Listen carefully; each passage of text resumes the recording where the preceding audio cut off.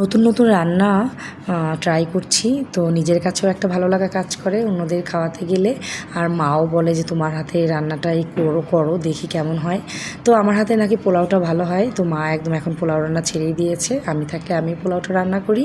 তো এই যে পোলাও রান্না করার জন্য সুন্দর করে আগে বেরেস্তাটা ভেজে নিচ্ছি, আর এদিকে মা খাসির মাংসটা বসিয়ে দিয়েছে, আর অলরেডি মুগ ডালটা মাছের মাথা দিয়ে রান্না করা হয়ে গিয়েছে। তো তারপরে আমি এদিকে চালটাও সুন্দর করে ধুয়ে জল ঝরিয়ে রেখেছি, আর তারপরে বেরেস্তা ভাজা হয়ে গেলে দিয়ে দিয়েছি তেলের মধ্যে দিয়ে দিয়েছি হচ্ছে লবঙ্গ, এলাচ, দারুচিনি, আর হচ্ছে মরিচ কুচি, আর সাথে দিয়েছি তেজপাতা, আদা বাটা, রসুন বাটা দিয়ে সুন্দর করে একটু কষিয়ে নেব। তারপরে জল ঝরিয়ে রাখা চালটা দিয়ে দিয়েছি, দিয়ে স্বাদ মতো লবণ, চিনি দিয়ে নেড়ে চেড়ে একটু কষিয়ে নিয়ে রাইস কুকারের গরম জলে ঢেলে দিলাম, দিয়ে সুন্দর করে ঢেকে দিয়েছি। তারপরে সিদ্ধ হয়ে গেলে একটু ঘুম দিয়ে রাখবো, এদিক ওদিক উল্টে পাল্টে দিয়ে সুন্দর করে নামিয়ে নেব, আর সবাইকে গরম গরম পরিবেশন করব। আর বেগুনিটা কিন্তু ছর্দি করেছিল, ভীষণ মুচমুচে।